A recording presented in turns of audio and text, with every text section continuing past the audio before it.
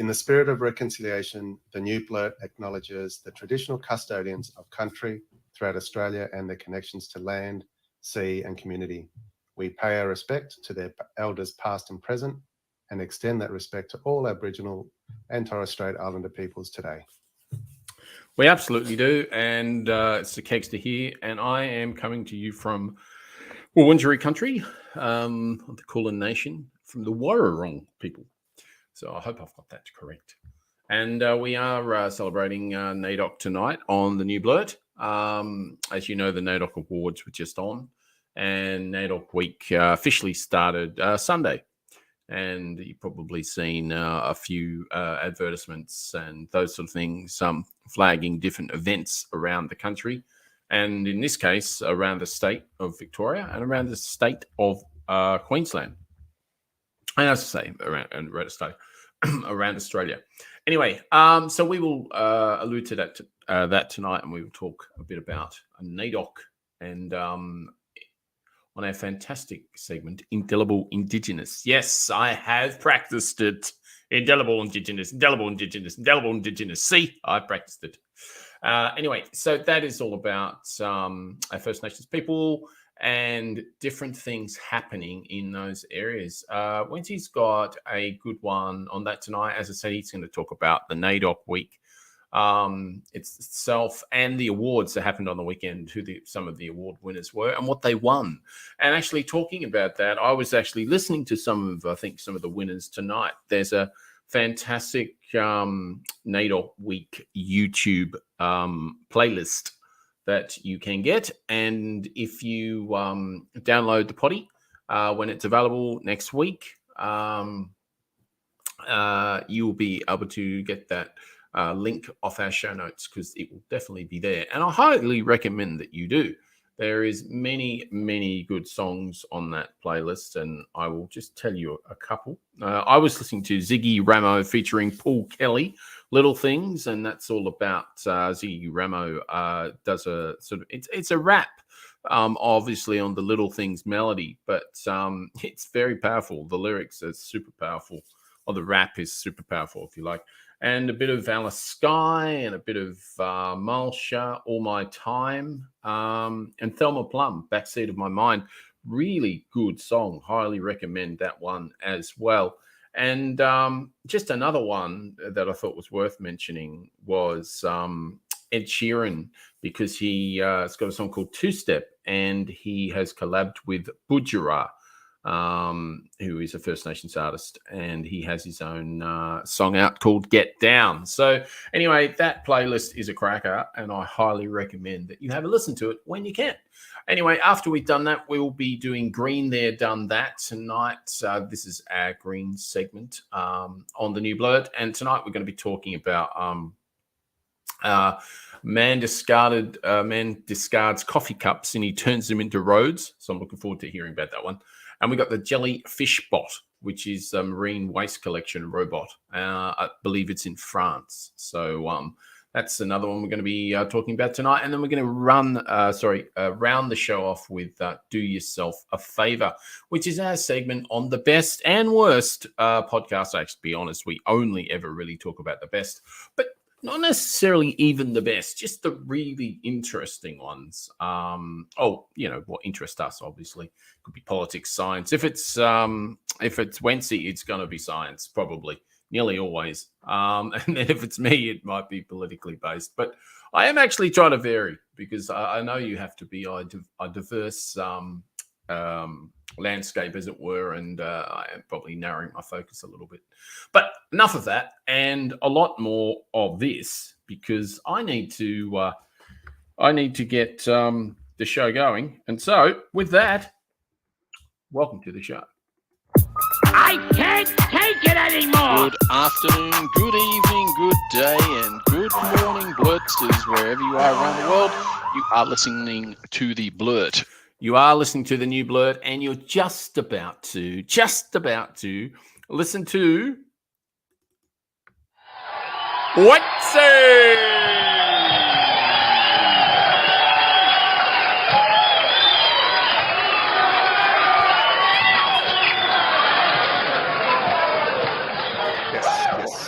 Thank you. Thank you.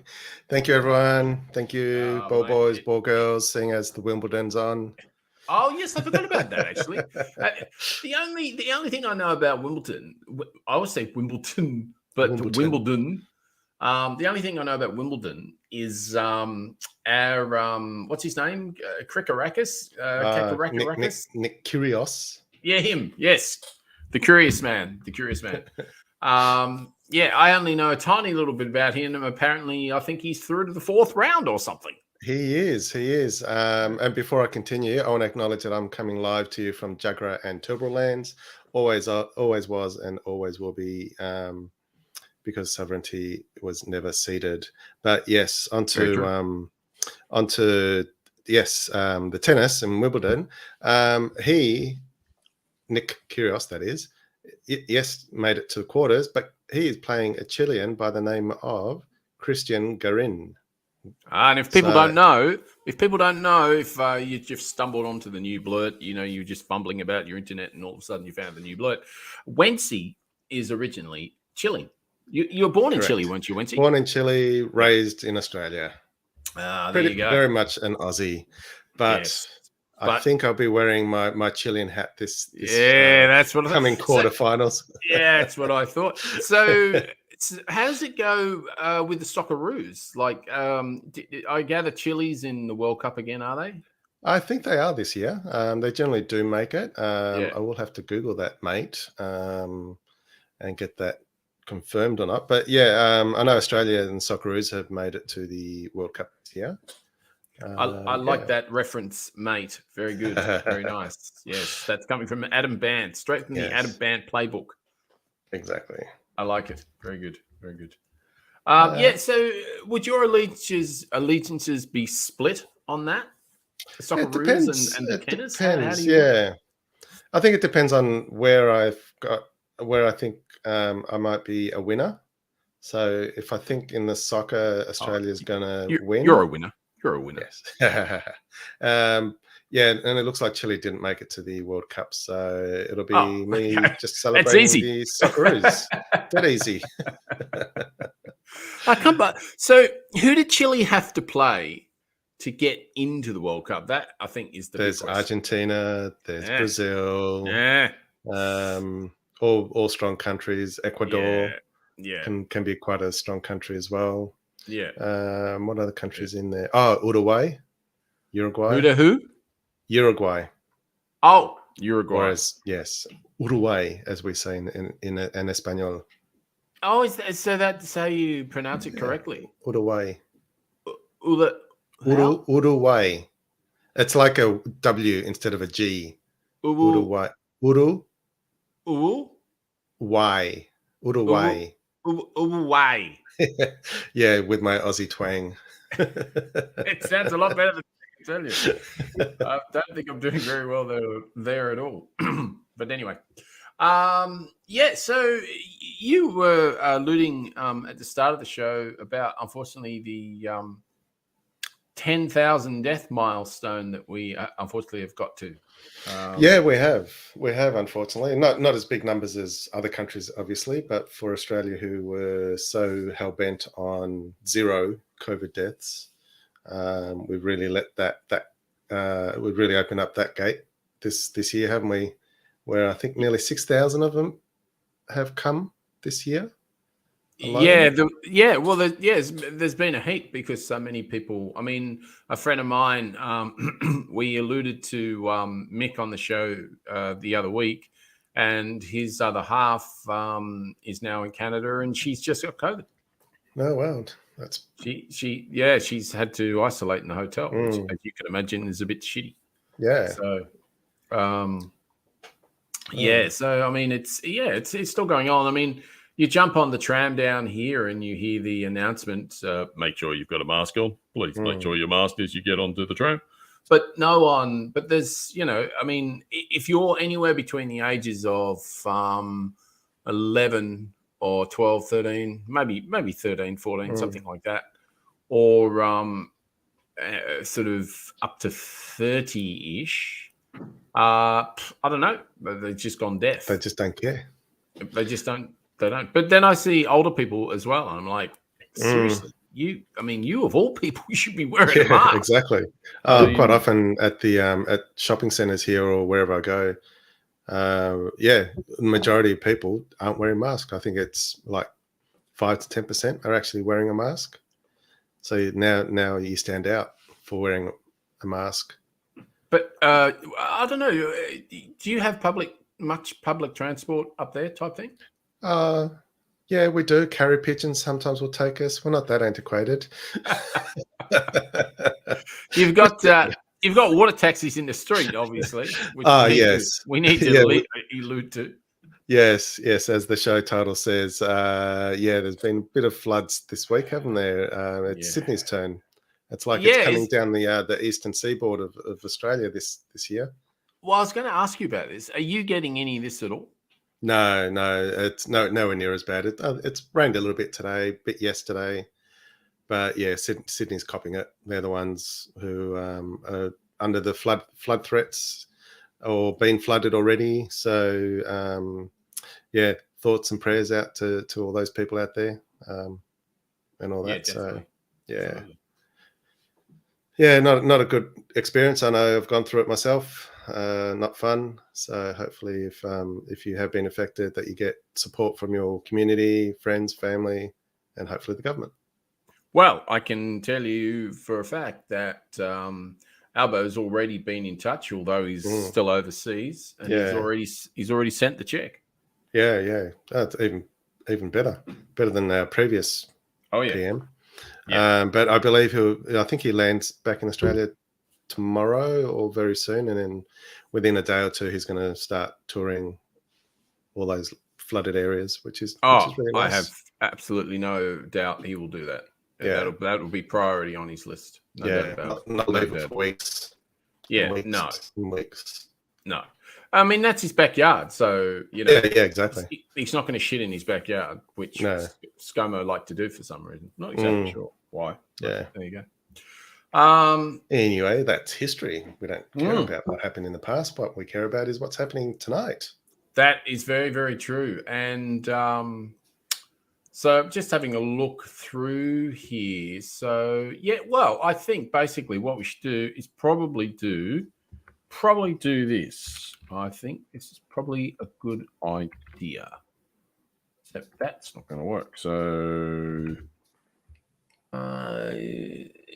talk amongst yourself, people. Alrighty. Sure. It's really annoying. Tech. Come on, Tech. You can play with this, Tech. Yeah. I had this. It was working earlier. I know. You were with me. I mean, seriously. We do the pre-checks before we go live. We do, and here we go. For some reason, I could not find it. I don't know why.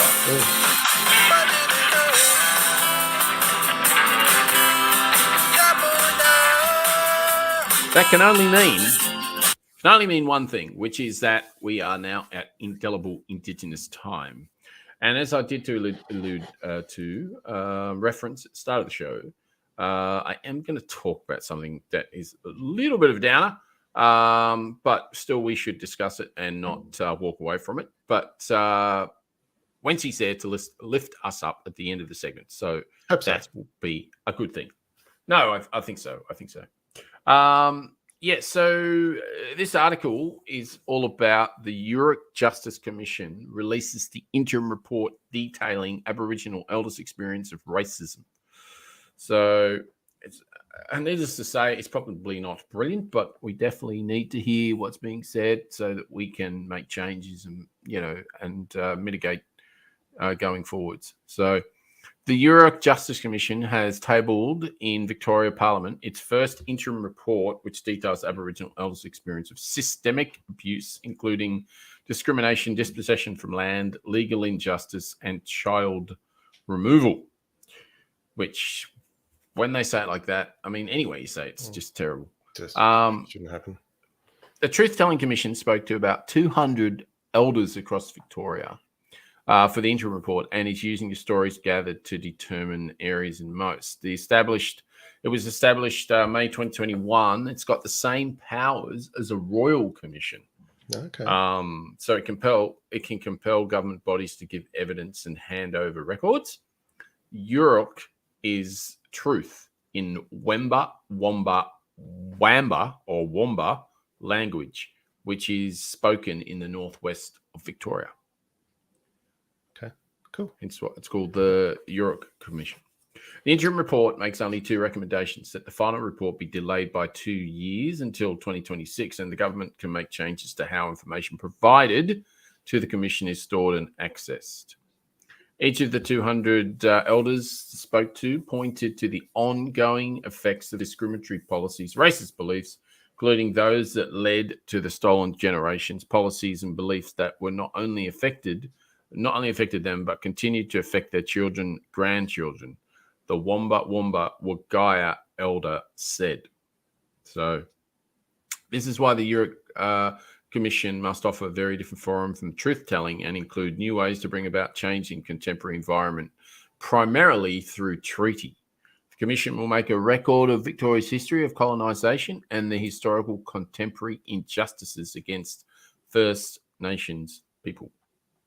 So there's it's a really good article. It's an ABC article, this particular one, and there's just a little bit here I just wanted to talk about. It's lack of accountability over death in custody. So elders spoke of systemic racism, criminal justice system. Aunt Cheryl Austin saying no one in Australia is being charged over an Aboriginal death in custody, which is absolutely disgraceful. Ever? So according to this, never. Which Wow. is pretty bad. Yeah, That's it's sad. pretty bad. Yeah, it's pretty bad. It's yeah, I can't tell you how That's got to terrible it is. change. Oh yeah, absolutely it does. It absolutely must change. No one has ever been held accountable for Aboriginal death in custody. How many deaths are there? And not one person has been held accountable. Uncle Johnny Lovett told commissions in the process of land dispossession in the state was violent. I believe that in Victoria, the government truly wanted to wipe out the Aboriginal people to the point where there would be no knowledge of them. He said, well, we do know that Tasmania wanted to do that and pretty much did. Sadly. Yeah, absolutely. Disgracefully, sadly. These are horrible things. And as Slomo and Howard would probably say, this is the black armband version of history. No, it's fucking not. It's history. Period. Yep. That's what it is. And you can't just look at it. And we have to learn. We have to learn from the Germans. We have to. Every single kindergarten kid, every single high school kid, they are all brought up now knowing what the Nazis did and to make sure that that never happens again. It happens from inception, from kindergarten onwards. Yeah. They know what happened in their country. It's in all of the school curriculum, etc., etc. Wow. But it's saying not hidden. No. Yeah. No. I mean, what I'm talking about now is very similar to what happens in America. They have this thing called critical race theory. Now, critical race theory, all it means is that you're learning about, and it's taught in universities, and all it means is that you're learning about systemic racism, i.e., institutions are systemically racist because of the way that they've been formed. Classic example is the US Supreme Court, the US government, the Electoral College, just goes on and on and on. Yeah. Well, very, very similar to our First Nations people. So, as you said, we have to do a hell of a lot better than that. I'm very glad that they have this Europe Commission, and I really hope that what comes out of it is really decent, forward thinking, and a lot of good listening. Yeah, definitely. So, but as usual, people, that link will be in our show notes if you so want to read a bit more about it. It's as I say, we can't just shy away from this stuff. We can't just go, no, we're not going to teach it. Can't deal with it. Yeah, can't put it under the rug anymore and hide it. And how long for it to go for this proceedings? 2026. 2026. So still another Yeah, the Commission has asked the Governor 4 to years. extend the due date to the URIC's final report by 2 years, given delays due to COVID-19 Yeah. and the extra time required to operate in a culturally safe and trauma-informed way. Second report will make recommendations on negotiating a treaty with the state. So it'd be interesting that portion, the recommendations and treaty, see how that proceeds, because Yep. obviously nationally we're going to have to do something similar. Yeah. Which may not happen in this term of Parliament with ALP in power, because I think the task at the moment is to get the Uluru Statement from the Heart enshrined into the Constitution. So yeah, definitely. What's your space? Lots to see and learn over the next what seems like four or 5 years. Oh, look, you really, really hope that there is an amazing amount of change, amazing amount of difference, of improvement, because it's just been, it's just been too bad for too long. So. Yeah, and I think, like you said, with the way the Germans do it, maybe we have to get it more into the schools, learning so kids know. Our history. Yeah, I mean, it's ridiculous. I cannot believe that we don't have curriculum that you are learning all about. Well, one of the big reasons is because so many white people don't know the history. Yeah, and there's so many white teachers, so they can't teach it.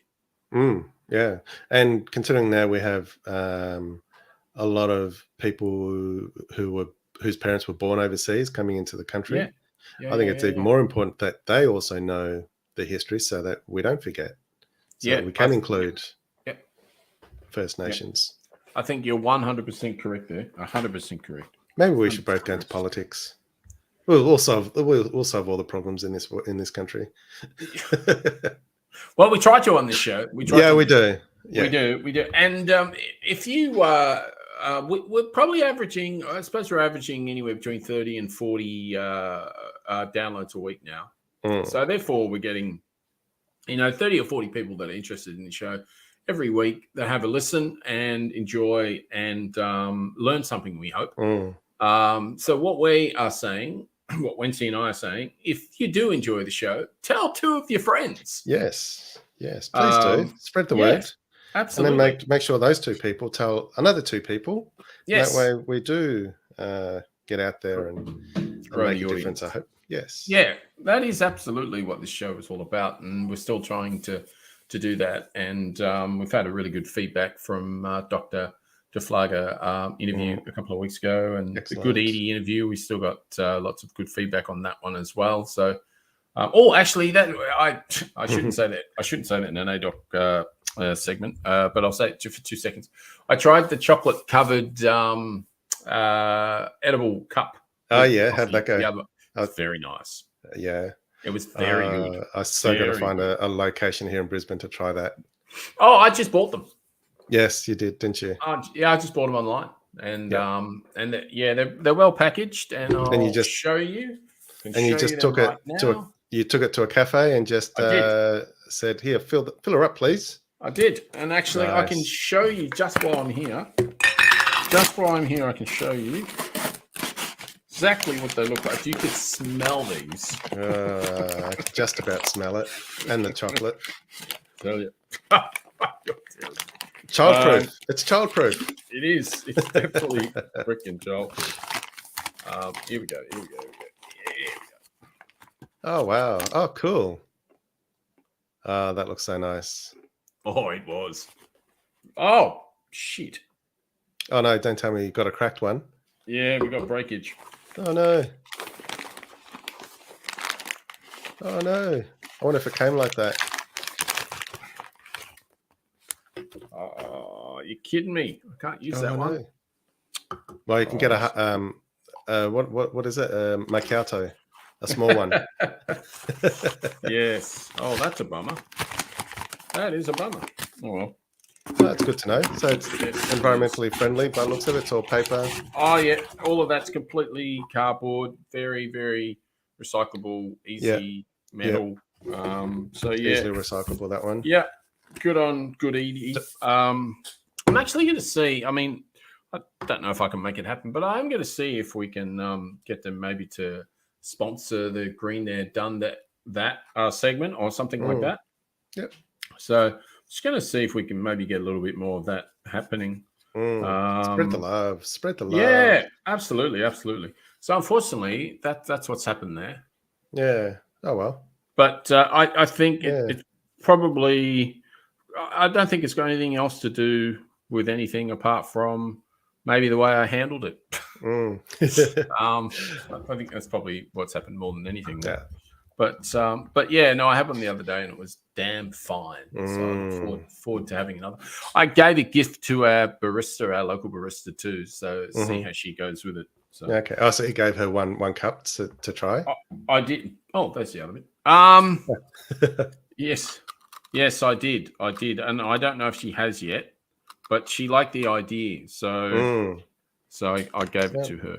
And, I'll be interested to see what comes of that when you next go to the cafe or find out what she's done with it. So yeah, absolutely. I'm sorry for digressing on that's all right. NAIDOC because I'm looking forward to the winners. We often digress on this show, so it wouldn't be the first and it won't be the last. That's for sure. We are the masters of diversion and digression. Yes, absolutely. Bright shiny object. Look over there.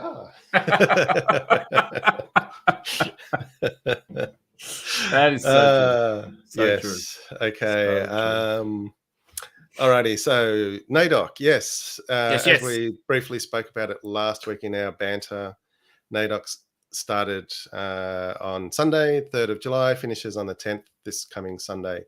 But on the 2nd of July, they, as they always do every year, they hand out some awards to, similar to the Australian of the Year Awards, where they hand out awards to Indigenous people for their services and what they've done. Person of the Year. Is it only First Nations people, or is it anyone that's taken part in any sort of First Nations event, if you know what I mean? If there maybe it was a film or something, and it was produced maybe by First Nations, or there was many First Nations actors, but I don't know, they had the odd white person in it or whatever the situation. I'm not exactly sure. Good question. I suspect it could be either. Majority, from what I can tell, are First Nations people themselves. Or have the heritage. On their nominations form, it does say, do you know someone who has empowered Aboriginal and Torres Strait Islander people in their communities and beyond, who has promoted Indigenous issues in the wider community, or who has shown excellence in their chosen field? So to me, that my interpretation of that is it could be anyone. But most people that I've seen on the list and in the previous award winners are Indigenous themselves. Yeah, fair enough. Yeah. Person of the Year this year went to Ash Barty, tennis player. Wow, that's very actually we should just be and sorry, what was that? Person of the Year was that person of the Year for 2022 at the NAIDOC Awards was Ashley Barty. Ash was born in Ipswich, Queensland, just down the road from us. That's one we lambasted last week. Yes. Great brewery there, by the way, for Hearts, for those who were paying attention last week. Absolutely. And great place to get a blood nose as well if you're just walking down the road. Yes. Ash's great-grandmother was a member of the Ngarigo people from southern New South Wales. And northern Victoria. So we all know what achievements she's done. She was #1 player, female tennis player, retired early this year. Yeah, she's officially retired, isn't she? Yeah. I don't know what she's gone off to do, because she did say she had a project or projects in the wings. So I don't know what that is yet. How long was she #1 for? I think it was a good year or two. It was quite a long time, considering she didn't win many Grand Grand Slams. It was amazing she kept that number 1 ranking for so long. So, yeah, it was good on her. But didn't she win? I thought she won a pretty major tournament. She has won several. Well, she can US be number 1 in the world if she Yeah, hadn't. exactly. I mean, exactly. Wasn't it Wimbledon last year or US Open? Yes, I the think ones she that did she win. normally wins. I think she did win. She's Wimbledon. won a few of I'm those. pretty sure you're right on that. So yeah, but and Australian Open. Didn't she win the Aussie Open this yes, year? I'm pretty sure she did. Yeah, pretty sure she did. Yep. Yeah, pretty sure she did. Yeah, I'm an armchair sportsman, but bad memory sometimes. It's all good. It's all good. It's all good.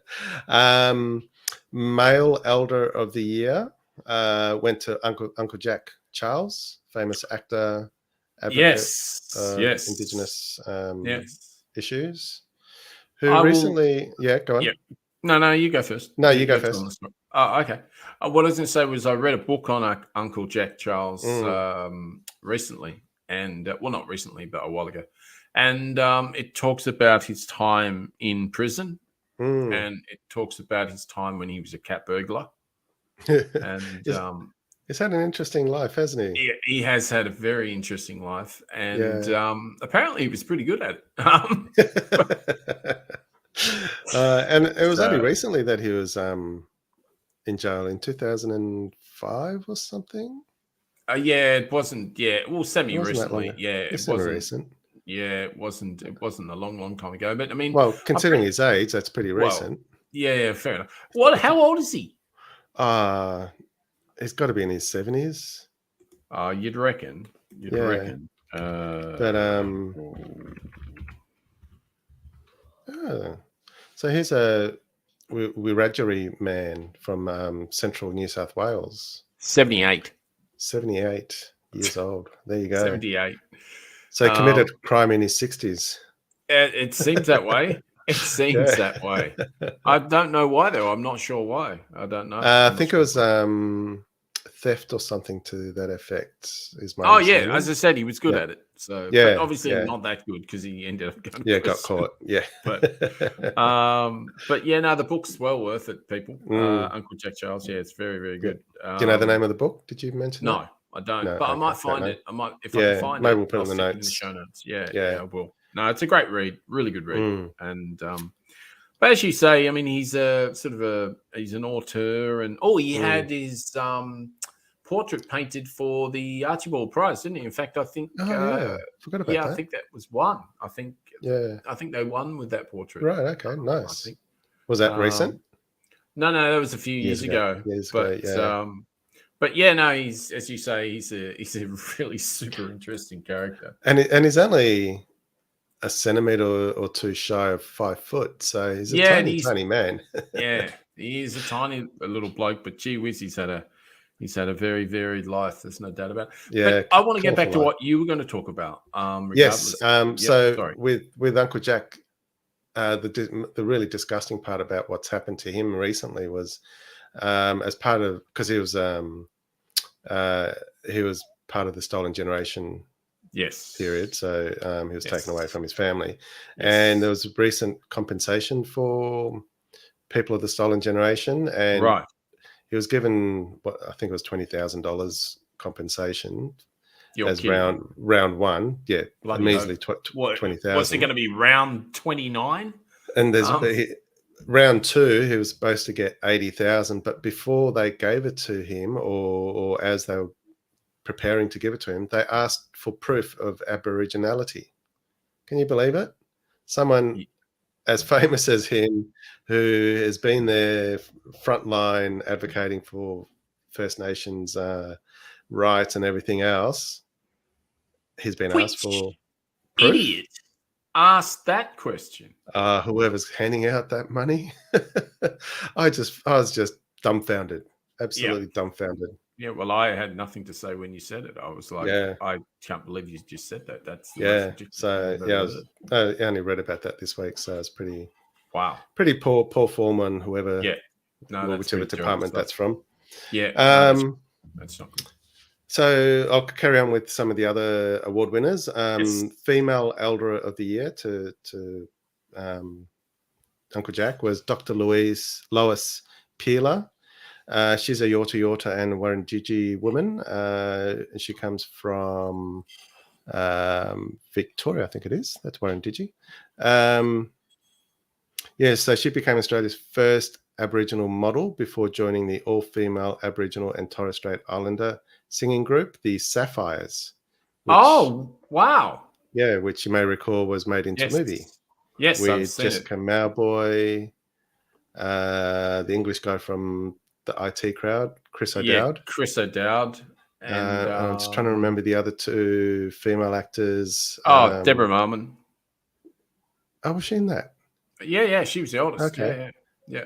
And there was two other Aboriginal girls. There's one that she's done a lot now. And, tiny actress. Yeah, she's a cracker, actually.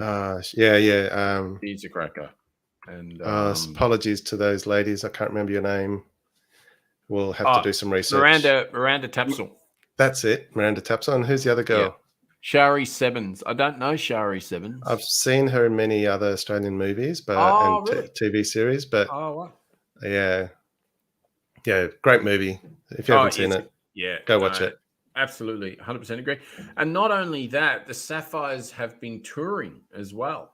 Oh, have they? Yes, but not that full. Not the original Sapphires. No, but there has been Sapphire because of the Clock Tower, which is just up the road from me, which is like a local theatre. It's pretty good though. It's where you went for our show. Your show, yeah. I was going to say. Yeah, it's a pretty good theatre. The Sapphires have been there for quite a while. They've been. Okay. I'm not sure if they're still there, but yeah, they were playing there for a while. But you couldn't get in; it was sold out. Wow.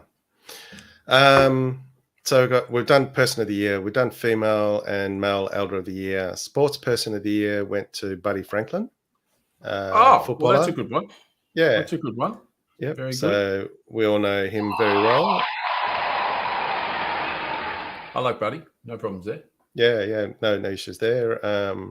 Great footballer. He's kicked over 1,000 goals. Yeah, he's surprised. I didn't realize. Absolutely crazy. Yeah. Yeah. Oh, yeah. I didn't realize he's a really interesting footballer because he's 6'6", right? Jeez. Wow. He's a big man. He never looks quite that big because there's so many other big people on the field. But he is 6'6", and a 6'6" guy that plays as a winger is a bit ridiculous. And I would hate to be up against that. And the other thing is when he's a forward, he very, very rarely jumps for marks. He's never really done that. Yeah. So just hop, skip, and a tiny jump. Yeah, he doesn't. That's why he's never really done a leg. I mean, you'll never see him jump on people. You don't see him do speckies very often. He doesn't. That's not how he's kicked all his goals, and it's not how he plays. So just relies on his reach and his strength. Yeah, basically. Yeah, he's not like a Jeremy Howe that just jumps on everyone's head every second week, basically. Yeah. But spectacular as it looks, but bad for your body. Well, it's risky, isn't it? I mean, that's why Pendles has been around for so long, Scott Pendlebury, because the same deal. He doesn't jump on many people's heads. Yeah. You know, you take the risk out of it when you don't do those sort of things, don't you? So, exactly. But anyway, we're getting too much into football. He's a great player. He is.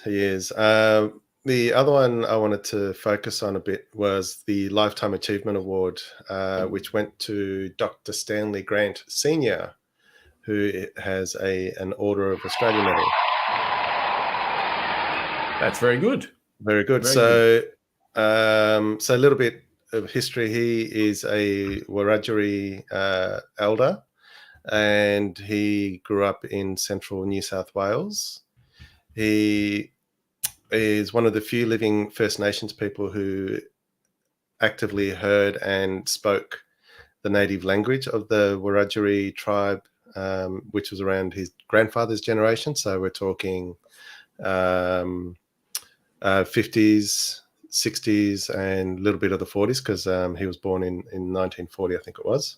So he and his grandfather spoke a lot in the Wiradjuri language.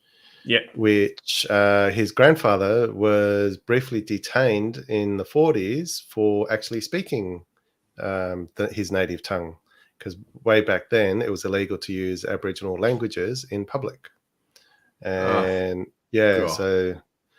so yeah, his grandfather, after being released from an overnight cell, decided never to talk that language in public ever again. So Oh, he kept wow. it to himself.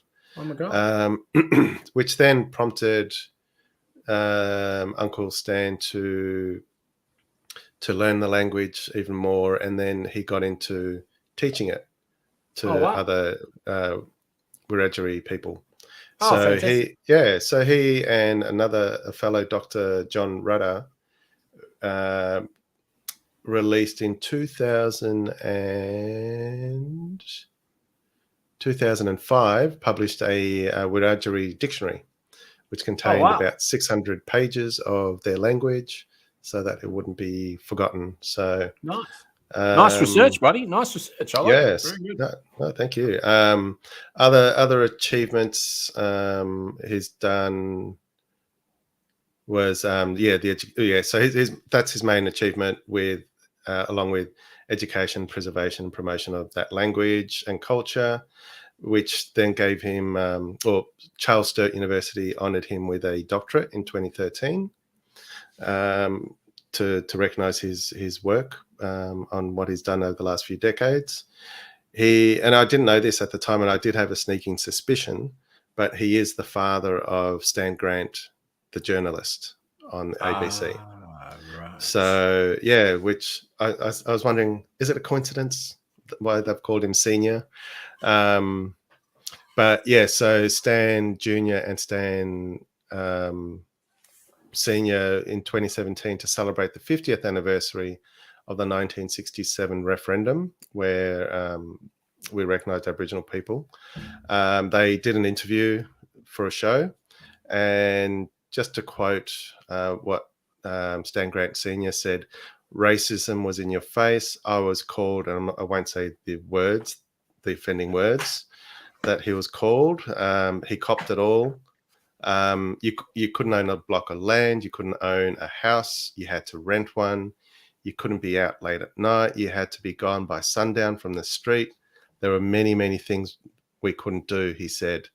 So that was back in the 50s and 60s. Yet, so after the referendum in 67, things started to change, and that's when he noticed changes had been made. So racism was still in your face, but wasn't as bad. It was being left behind, but there was always an undercurrent of racism within the nation.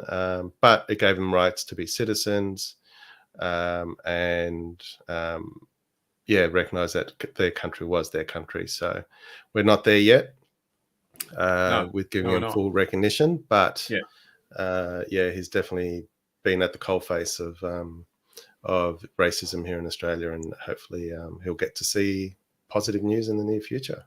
Yeah, definitely. So how old is he again? So he'd be in his mid-70s, so probably around the same age as Uncle Jack. Yeah, I would have thought so as well. Yeah. So do you have any music or acting award winners there at all? So we have there is a Creative Talent Award that went to Lowell Hunter, known as the Salty One. He's from the Kimberley region in WA. He's a passionate traditional dancer, been practicing since the age of 10. Wow. So he's into art and landscape photography using drones. So he's very creative. Yeah, very much so. Who else have we got? We've got Youth of the Year. Is there any music at all? Not that I know of, unless you are aware of one. No, I'm not actually. Okay. No. I mean, I alluded to a just stop using that word. I've got to find a different word. I've referenced a playlist at the start of the show, and it's called the NAIDOC Week 2022 playlist. And I mean, I'll put it. I've already put it in our show notes, so it'll be in the pod, etc. But you can actually get to it on the front page of Google. Oh, okay. Yeah. So if you look at your Google page, you'll see at the bottom it says, Yes. NAIDOC Week playlist, and and I do highly recommend it because there's a lot of really good artists there. So Awesome. yeah, I might have to put that on my playlist later on. Yeah, definitely, absolutely. Yeah, I was. Go on. No, you go first. first. I was just saying, I was listening to quite a few of the tracks before we started when we were, just researching, etc. And I had that on the background, and lots of good music there. Yeah, excellent. Just the last one I wanted to go into a little bit of detail was Elijah Manis, who won the Youth of the Year award. He comes from the Torres Strait Island, same as Eddie Mabo. And he's very passionate about social justice issues and the effects of climate change on the Torres Strait Island, and he is hoping that his island and other islands around the Pacific, I guess, and everywhere else, not to be underwater because of inaction of climate change. Yes. Yeah. Well, it's good to see that we've got a government that's actually taking that seriously now and is talking to the Pacific, etc. And you may or may not know, Chris Bowen was on his way to the Torres Strait Islands at the start of this week, I think it was. Oh, nice. It was either start of this week or end of last. And apparently no Australian minister has been there since, I don't know, a very long time. Eddie Mabo, probably. Well, maybe. They've been really reticent and remiss not to go. They've gone to like the Pacific nations, like Solomon's Islands, Fiji, all that sort of stuff, but they never go to the Torres Strait Islands. So Chris hopefully Bowen that changes. Well, he made a beeline, and he made it a priority to get out there and have a chat with the people there and find out what they need and what can be done, etc., because he knows it's a dire situation. So I thought I would just put that in as well. Nice one. But that is Indelible Indigenous, and this is Hannah Melville Ray. Hey, this is Hannah Melville Ray from the Australia Institute. I'm listening to the new Blurt with Wencee and the Kegsta, and you should be too. It's on Tuesday nights, live from around 8 p.m. 8 p.m.-ish, as we say. These fires are certainly comedy timing, I like to say. Comedy timing. Why would a scientist want to change people's vote? I mean, this is you saw the spin over the past week as they drip. I like this sting, but I can't stand some of this. Yeah. Skeptical of all the effects of climate change and thinks this issue's been exaggerated. It's cold. It's cow. You're listening to Green There, Done That on the new Blurt with Wencee and the Kegsta. You absolutely are listening to that. I understand why you hate the sting, but love it at the same time. Yes, that's exactly right. But maybe we need to work on a new one so we don't go, yeah, I like it. Yeah, I know. I don't know. I think it's pertinent because sometimes you need some things to remind you of how bad things were. Yeah, that's a good point. Yes. Yeah. Because if you don't have those little reminders, you go, oh no, everything's fine. Everything was actually all right. Complacent. Yeah, it wasn't that bad, really. Yeah. So, fair enough. I get that. Yeah. So but you can go first if you like, because I went first before. Fair enough. Okay. On Green News, I'm going to talk about what they call net positive waste. So this is where you try to create an industry or a circular economy where we try to minimize our waste. So in New South Wales, a couple of gentlemen by the name of John Kyprios and Chris Collymore came up with an idea of reusing coffee cups that they saw in 7-Eleven stores. Yes. You know how they got the little receptacles to put your used coffee cups and lids? Yes. Well, those receptacles receptacles. Receptacles, yeah, that one. I did some research on those, and apparently that's the only recycle program in, I think, Australia even. I think so. That's doing those coffee cups. Yeah. So are they behind that? Are they? Yeah, so they're behind it. And just before we wow. move on, you don't have to just put in 7-Eleven cups, coffee cups in those container receptacles. Can be if you do any have coffee others, cup. it could be any coffee cup or lid. Yeah. So if you're hoarding them at home, yeah, take them to your nearest 7-Eleven and they will accept it. Yeah. And 7-Eleven is a super convenient store. Remember that. Yes. They're open 7 to 11. Yeah, well, they're open every single day of the week. They're a super convenient store. Yes. What do they call? Are they called 7-Eleven when they're open 24/7? Because I think when they first opened, they were open from 7 to 11. When they first opened. Yeah, I guess that makes sense. Because we're talking a long, long time ago, and I don't think at that time you were allowed to do 24/7. Yeah, but geez, that would have been a long time ago. Oh yeah, well, 7-Eleven's been around for quite a long time. I would thought 30, 40 years or something. Yeah. And did you know in Asia you can get alcohol in 7-Elevens? Oh, you can in the States, in Canada as well. Okay. I think. So it's just Australia where we don't sell alcohol. Yeah. Well, in France, you can get beers with your Maccas. Oh, wow. Oh, wow. Not that I'd go to Macca's for beers, but... Not that I'd go to France to get Maccas. But, no. No. Anyway, we digress again. In French this time. Yes. En français. So these two gentlemen, Chris and John, came up with this idea of using those disposable cups. That, as we know, how many go into landfill every day? How many was it? 2.7 million a day. So what they've come up with is it's still in trial, but they're going to reuse those coffee cups and the lids and the plastic liner that's inside the cup.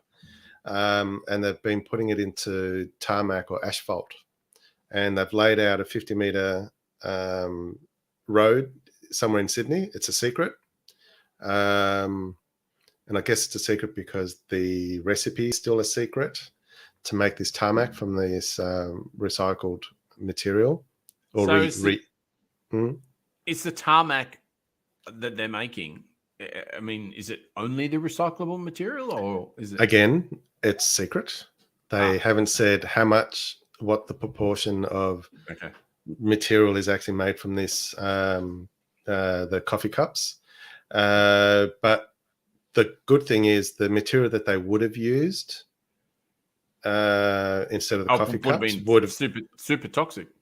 Super toxic, would have been imported from overseas. Yeah. So it's part of this, like I said earlier, this closed loop economy where instead of using raw materials constantly, we start reusing materials we already have and made that we can just pull apart and make into new products.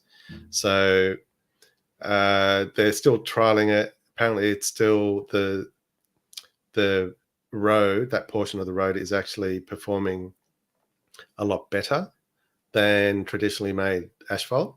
So they've had trucks and whatever other vehicles and whatever other tests they do on it, and it's performing so much better. There's still no ETA as to when they'll release it as a product. Of course, they've got to make it commercially viable, which is always the hard bit when you're developing a new system. So I think this is what we need more of in this climate change world now, that we, rather than keep digging things up, we've already dug a good portion of this planet. Let's start reusing the products, and maybe even what would be even better is when we are creating a product, we should be thinking how we're going to reuse those parts in its next journey in its life, so that we don't have as much stuff to throw out. Yes.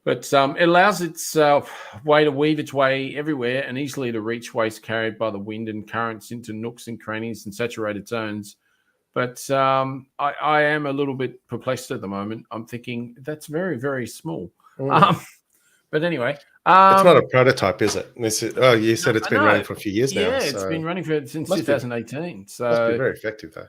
Well, it must be. To do this, the mini catamaran made of aluminium rotor-molded plastic floats is fitted with a net at the stern capable...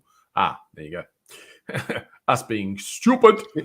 Is fitted with a net stern capable of collecting 80 litres of floating waste and 30 litres of hydrocarbons during each sortie. That's still not a lot.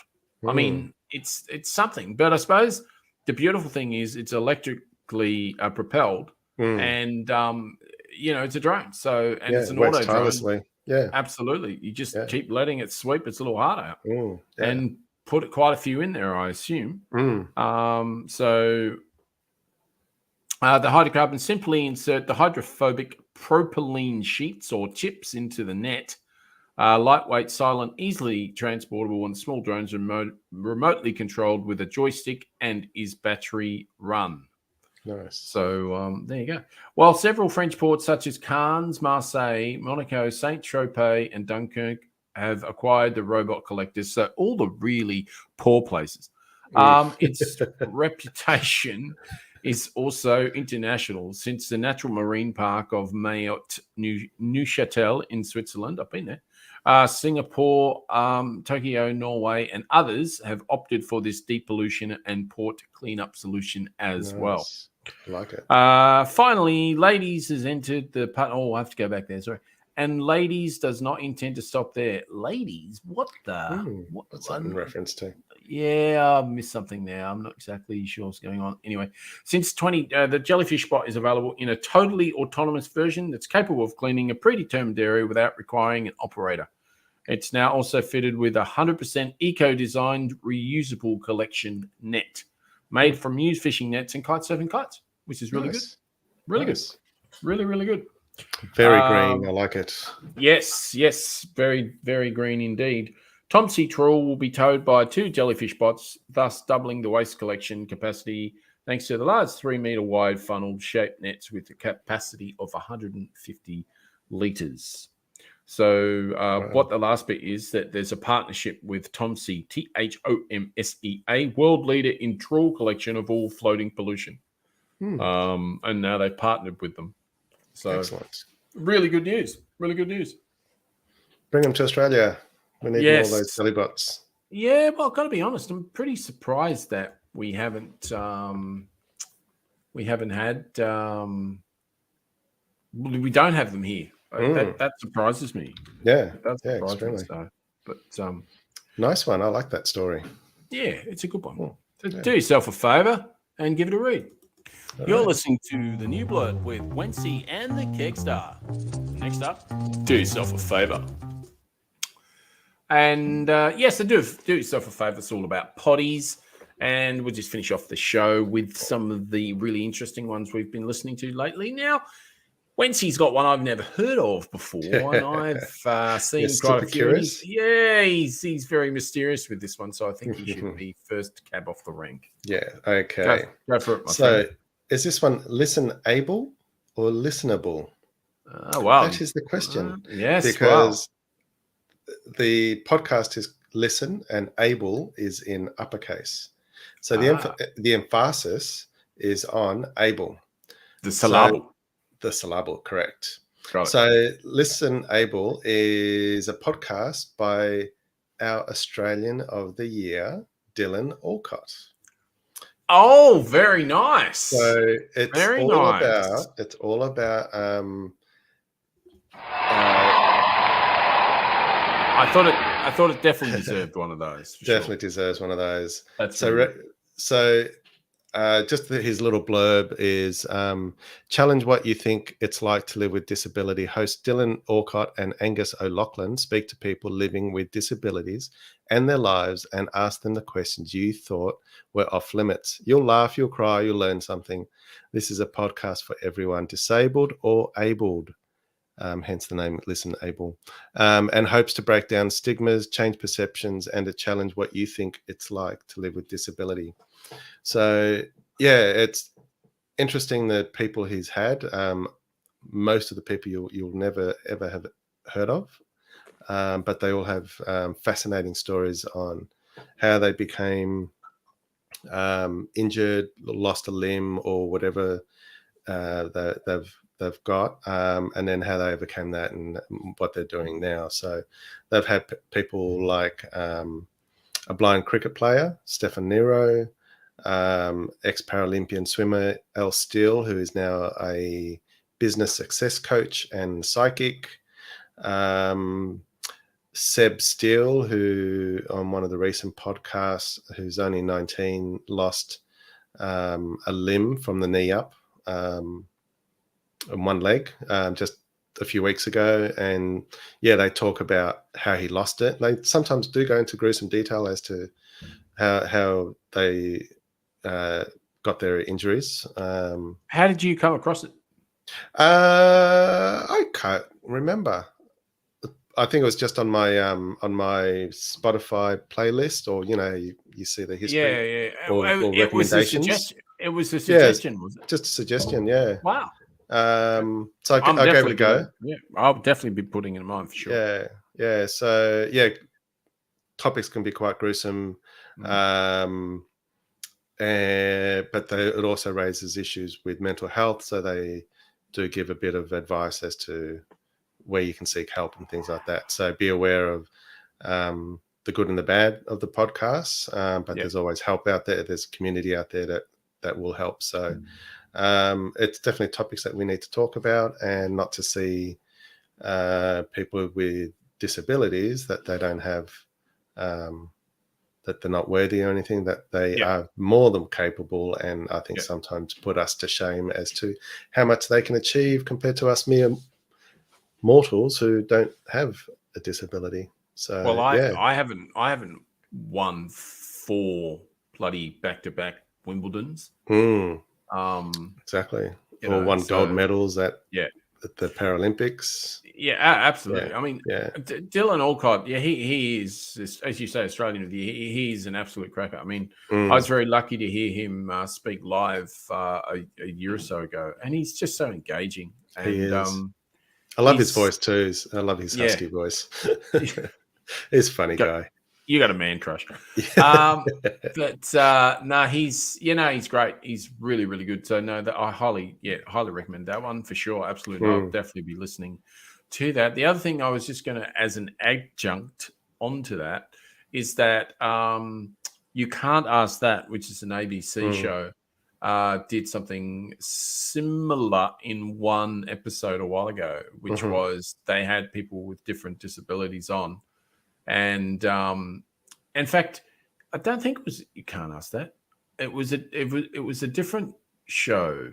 But what they had was they had all these people with different disabilities, and then people would write in or ask them all these sort of questions or whatever the situation was. And it wasn't until the end of the show that you realized who was actually so there was a whole bunch of people. They all had these different disabilities, and they also had these different jobs as well. And it wasn't until the end of the show that you realized what jobs these different people did.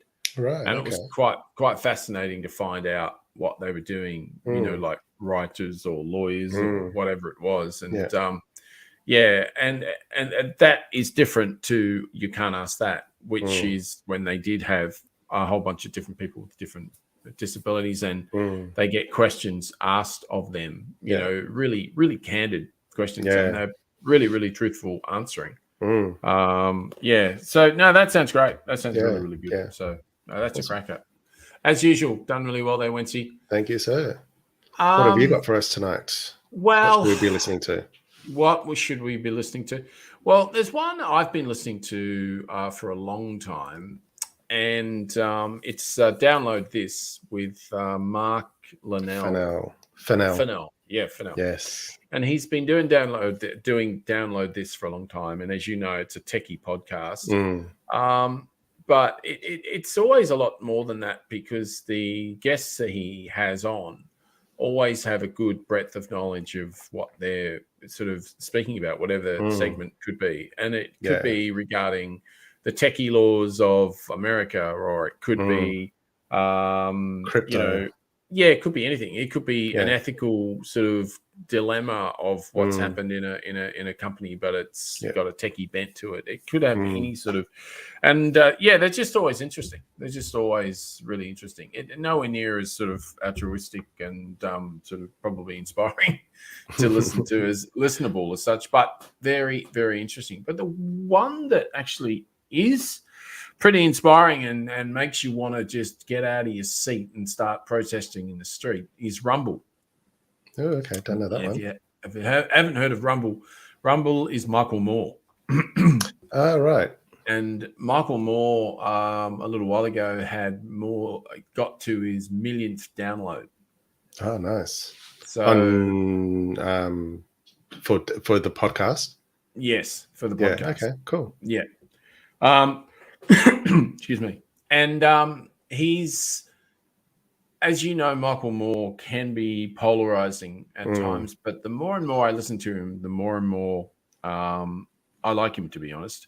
And the one thing that he was talking about in the latest podcast is that there is and this has nothing to do with anything we've spoken about tonight, apart from the fact that this is a podcast. He talked about there is a new Peter Jackson documentary on Netflix, and it's about the Beatles. Oh, right. It's I had called no idea. Get Back, and it's not on Netflix, it's on Disney. Sorry. Oh, no, that's the one that came out on Apple, wasn't it? Don't know. It's definitely on Disney. Disney. Okay. It's by Peter Jackson. Yeah, okay. Yeah, it's by Peter Jackson. Yep.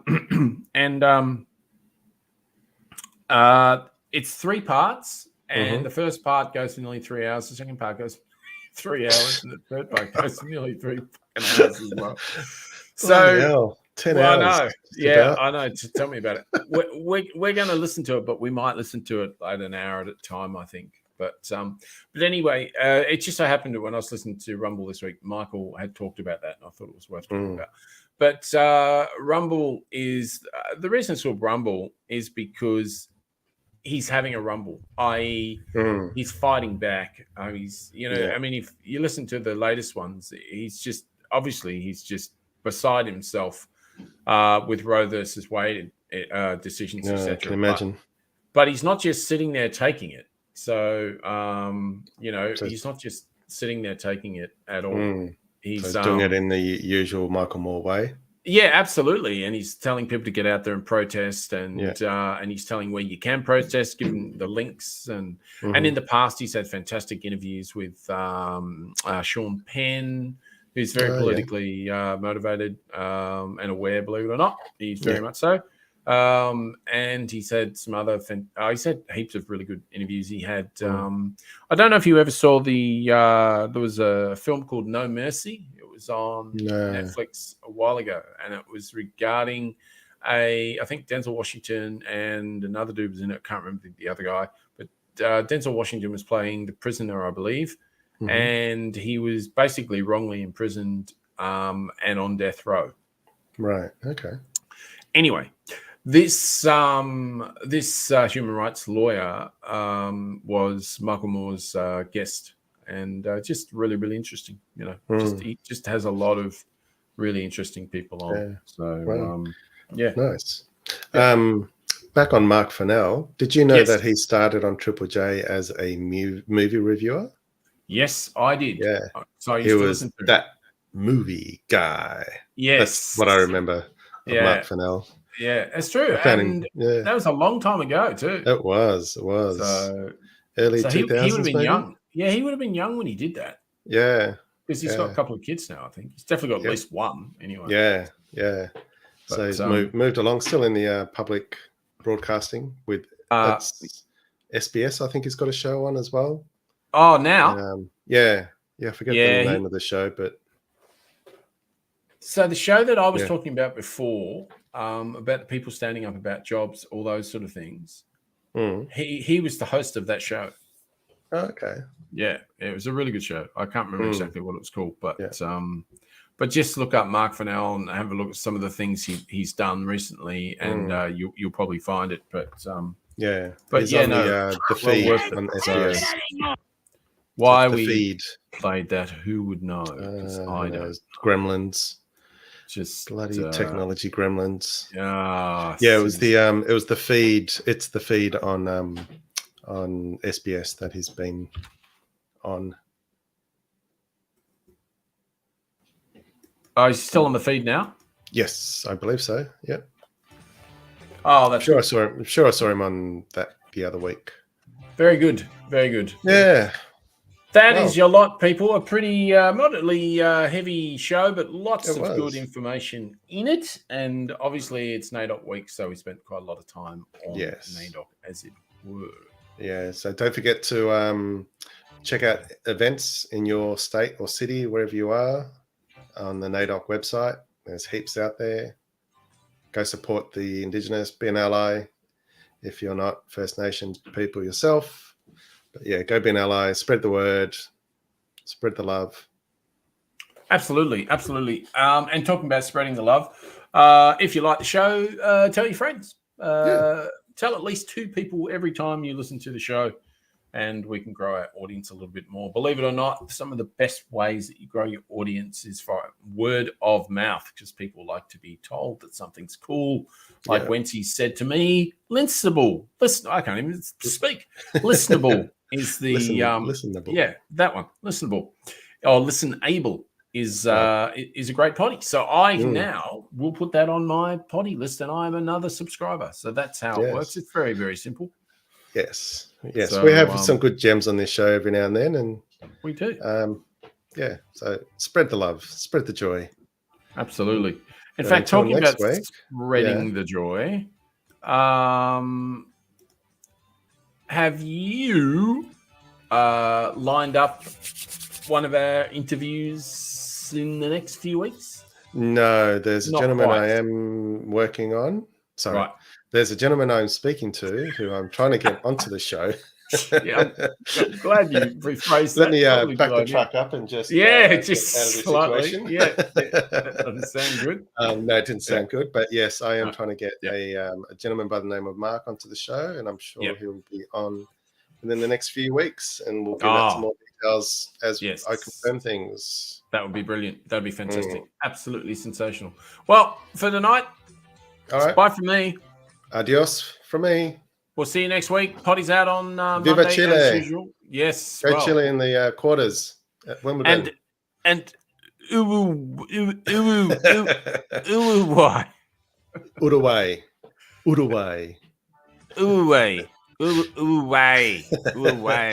We're going to have to make that into a sting. See you, people.